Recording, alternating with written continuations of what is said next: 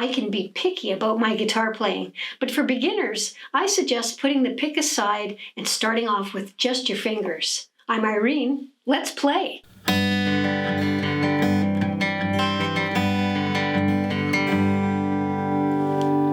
First of all, guitar picks. Let's look at what kind of guitar picks there are out there.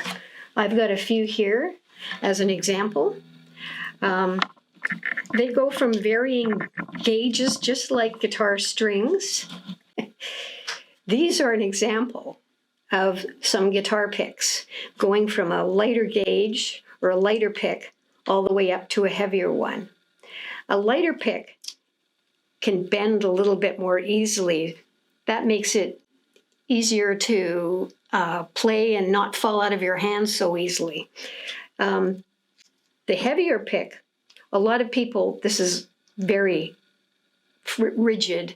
A lot of people like to use a heavier pick when they are playing melodies, when they are actually playing notes. So as I said in the beginning, you need to start with a lighter pick, something that's a little bit more flexible. Okay. There's also a thumb pick, which is something you place on your thumb when you're playing finger picking or notes, that sort of thing. So that's another type of pick. Today we'll start with just the regular flat picks, as they're called. When you're first playing guitar, though, it's much better to start with just using your fingers. What I suggest is you use your thumb when you're strumming down and your first finger when you're strumming up. Using a pick will often be distracting, and you're learning a lot of things at the same time, so your brain can't handle having a pick as well. That's why I suggest you start with your fingers. But once you get kind of used to a little bit more playing a guitar, then you can start experimenting with a pick. So I'm going to take a pick. I'm going to use the medium gauge pick just to show you how to use it, how to hold it. First of all, you don't want to hold it like this. The pick will easily fly out of your fingers, and you don't really get very much of a good grip on it. So what I suggest is that you actually hold it flat on this finger with your thumb over top. And you can actually hang on to quite a bit of it. It doesn't have to be out here. It can be more like this. Okay? This hand can be more in a fist position, or you can let your fingers move out. That's okay. It doesn't matter. What we're going to do is to figure out how to move your hand when you're picking.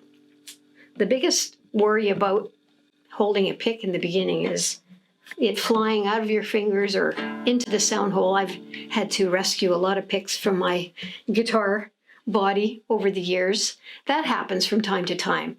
The more you hang on to the pick, the less likely that will be. When you're strumming with a pick, you want to give yourself a little bit of wrist action. So you're moving down, swaying your wrist this way, and then up, swaying it back. And then you can sort of control the volume. The biggest issue a lot of people have in the beginning is that it sounds very harsh. And that's just too annoying. So holding the pick, quite a bit of the pick, but then holding it loosely, which sounds kind of counterintuitive, but you don't want to grip it too hard because then you get that loud sound. If you soften it up, you can almost feel the pick kind of moving within your fingers. And again, it takes a little time to get used to that feeling. So just have some patience with it. So shifting the wrist is a really important aspect of strumming. The other thing you have to think about with a pick is what you have to think about with your fingers. You don't want to strum all the strings all the time, depending on the chord that you're playing.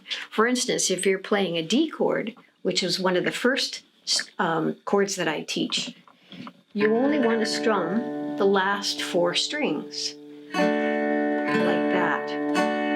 So that means kind of resisting the temptation to go like this with your strumming. You just make it a little shorter and a little softer, and just strum the bottom 4 strings of a D. With a G, in fact, if you play a G, that's a good chord to sort of start strumming with, because you can hit all 6 strings. Or an E minor, again, you can hit all 6 strings. So the advantages to playing with a pick are, well, first of all, you can have a little bit more volume. If you're playing with other people, you'll find you'll need to be a little louder sometimes than when you're just playing by yourself. So that's an advantage. The other advantage is later on, when you get a little better at it, you can start playing notes along with strumming chords, bass notes, that sort of thing. So that's a definite advantage for using a pick. The disadvantages, again, we've already sort of mentioned them. You can be a little loud in the beginning. It takes a lot of adjusting. You can lose your pick in the sound hole, or it can fly off out somewhere else. But if you really want to use a pick, again, just start with your fingers, then have some patience, get used to the pick, get used to how to hold it, and all those little things will come together over time. I hope this helped you on your guitar playing journey. Let me know if you have any comments. Please like and share this video, and you can really help out if you subscribe for all my latest videos. Thanks, and keep on playing.